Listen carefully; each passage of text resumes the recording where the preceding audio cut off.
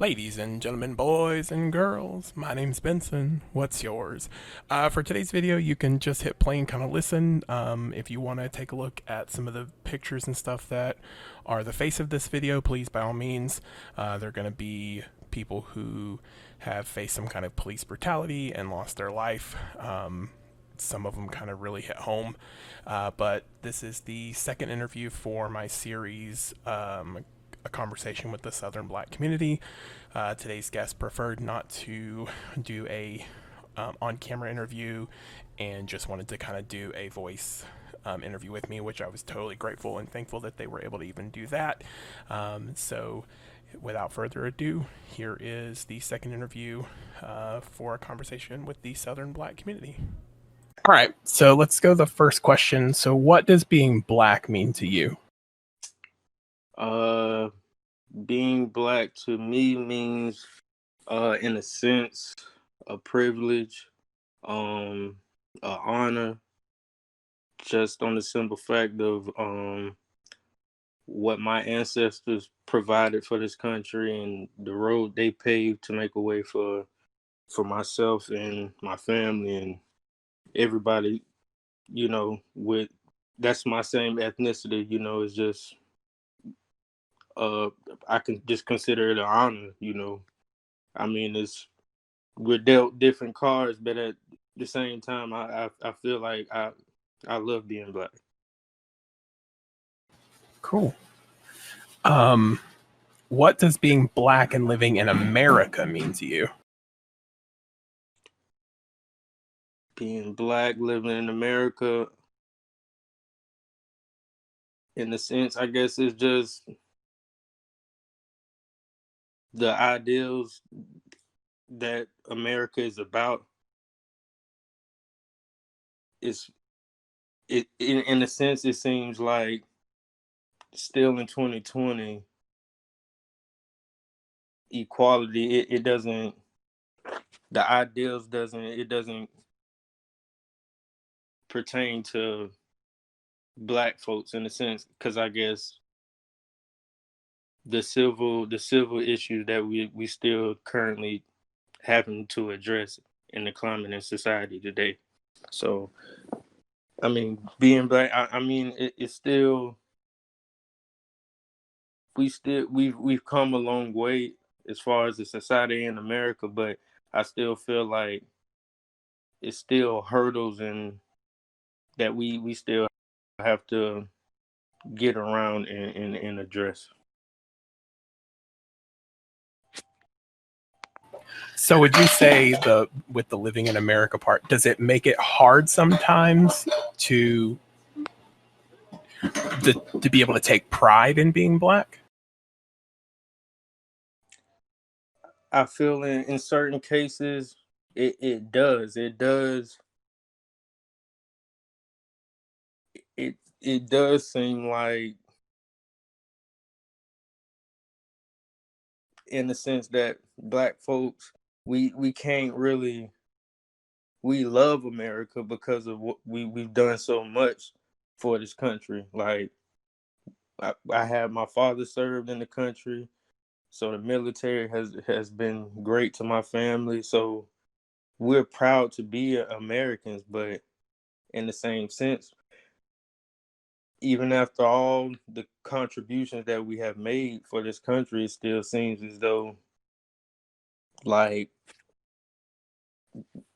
we're still viewed or depicted in a way that we're not afforded certain liberties in this country, like, and it's not living up to the ideals of what America is supposed to be about. Okay. Yeah, that was one of the things that in the last conversation I had they hit on was they, especially like with the soldiers coming back from like World War I and World War II, they had fought so hard and they were such key components to winning those wars, but then they still didn't have like the right to vote and stuff like that. That's right. That's, I love the fact that you have that take on it because you come from military background. Like and especially in, your father is recent, military, so it doesn't even go as far back as Absolutely. as the world wars. But well, thank you to you and your family. You know, that's a big commitment. So, Right. Absolutely. all right. So, what does being black and living in the South mean to you?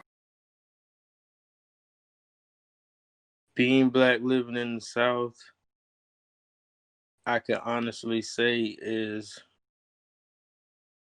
somewhat a culture shock to others, but to us experiencing racism or racial profile, it's like the norm. It's like I know racism is in all parts of the country, but the South below the Dixie Belt, like it takes on a whole nother historical origin and aura about you know just the history that comes from it. So it's it's it's really deep rooted, but again, I mean, when it's all, I mean, I love being from the South. It has its pros and cons, but I mean, I wouldn't change it. You literally said the words I was thinking of when you said deep rooted, as far as like racism goes. It does seem, you know, we do see it across the country, but it almost feels like here in the South, it's deep rooted, and it seems like they get away with it because there's so many other people willing to do it. Right, but I feel like it's the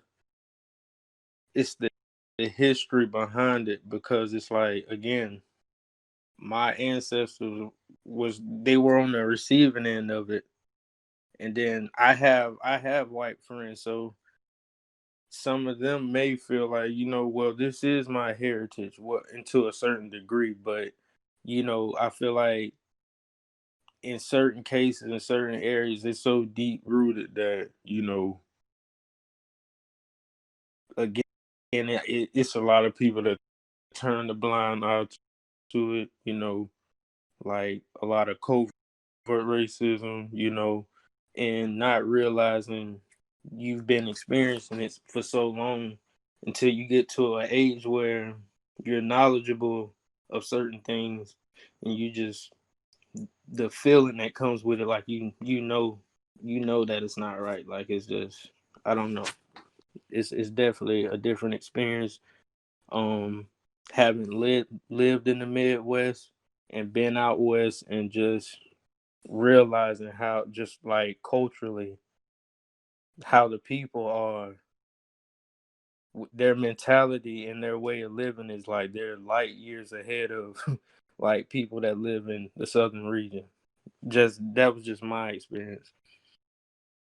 Interesting. Yeah, I was going to ask you if you had lived anywhere other than the South. So yeah, thanks. You answered that one. It it seems like you were talking about.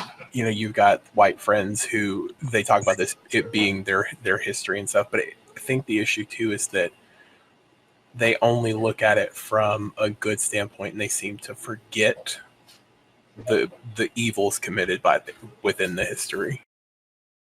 Right, and I feel like it's mostly because they're speaking from a white experience, and I feel like that's where the disconnect happens. Like, I feel like that's where the button of heads happen, because, and I don't fault them for it, because that's all they know. And then at the same time, it's like, with history,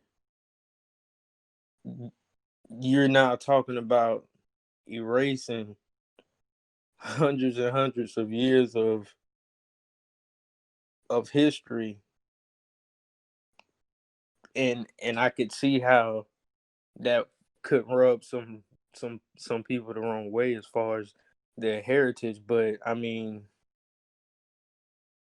along with that, I feel like it comes with a lot of hypocrisy when, again, like the Confederate whole thing, a part of it is like, okay, you say it's your heritage and this and that, but in the same breath, like, that's how America came about, with the Civil War, and you go down the line, like it's like a contradiction in the same breath. So it's like a fine line that you have to walk against, because you don't want to offend nobody. Being in the same breath, you have, I mean, facts is facts. So historically, I mean, it's what it is. Yeah, I it yeah I can understand not wanting to offend them, but at the same time, it frustrates me being being white to see them look at the history and be like, oh, everything was hunky dory. Like I 100% support the military and the soldiers who sign up and they go do that. But I mean, Absolutely. if you look at it, for me, I look at it, yeah, they were soldiers, and your family history is that they fought in the Civil War, but they fought on the side that specifically wanted to keep slavery. They wanted to keep, Right. the black community oppressed, and like Right. I was reading, people like, oh, it was for states' rights. Well, no, it was for states' rights to have slavery. Like, let's get the Yeah. rest of that out there. Because Right. I was reading a speech that was done by the vice president of the Confederacy at the time, It was and mentioned 80 times. Yeah. yeah, and he Yeah. specifically says that black people aren't worth anything. I'm like, how can you read that and be like, no, totally Southern heritage? It baffles me. Right. And then it's a whole nother topic and whole nother conversation, but just stemming from that. So just in the beginning, like, if you feel like if black people are less than human, or you view them as cattle or animals, or whatever the case may be, then that in that same breath, like, America was never attended, or like blacks was never attended to be a part of what America turned out to be. So I feel like, from constitutional and amendment standpoints, like, it it's still like, the laws are so vague, like, and I feel in certain standpoints, like, it's like it's still a long way to go, as far as the inequalities in America. It's just so much that we would have to touch on. It's deep. Yeah, and it seems like the people who are in charge aren't the people that need to sit down and have that conversation. It's people much further down the political ladder that need to sit down and have that conversation. They just don't have the power to. Yeah, I think that's where our issue really is. yeah. It has to be legislation, because, I mean, I'm with all the protesting. Protesting in its own way does bring about change, but we got to make sure that we addressing issues head on, and we have to. I mean, and then again, it comes back to the black community, as far as getting out, voting, doing our part. You know what I'm saying? It's a lot that goes into it, but you know, just from a ground point, like a foundation point, we have to do the basics. We have to change the people that's in charge. Right. All right. Do you have any kids? And if so, what's it like having kids with everything that's going on?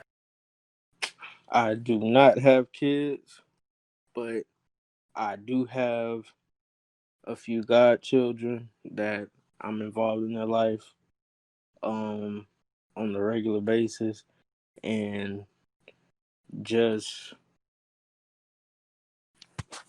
speaking vicariously for my best friend is his kids, but just speaking vicariously for him, them being biracial,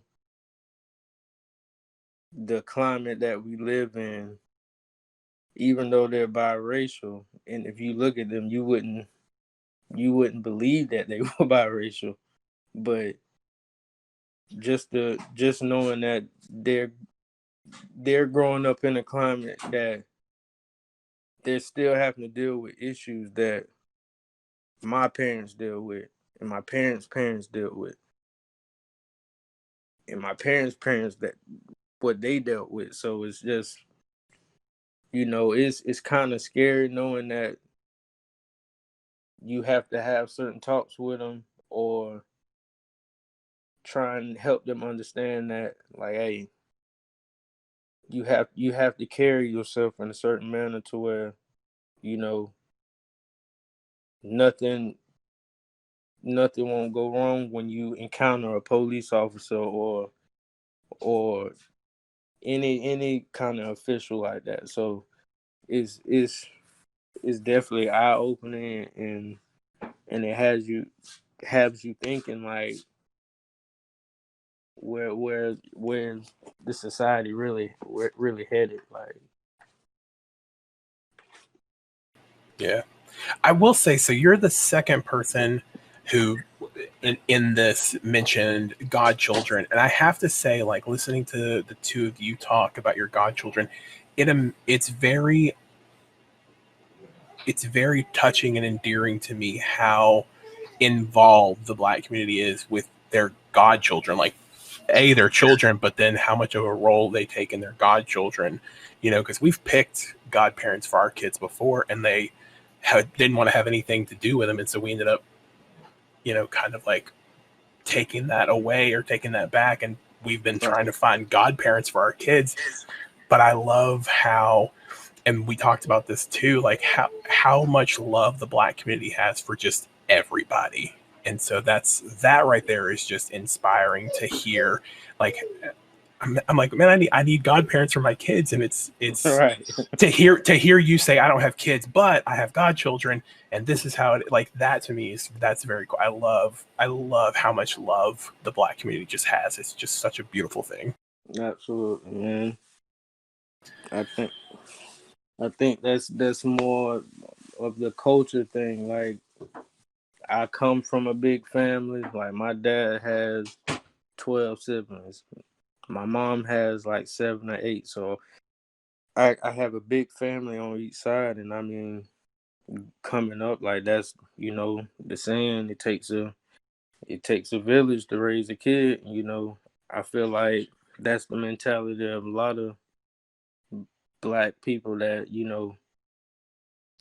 that's coming up. Like, even if they're in poverty stricken situations, like, for the most part, we gonna look out for our own.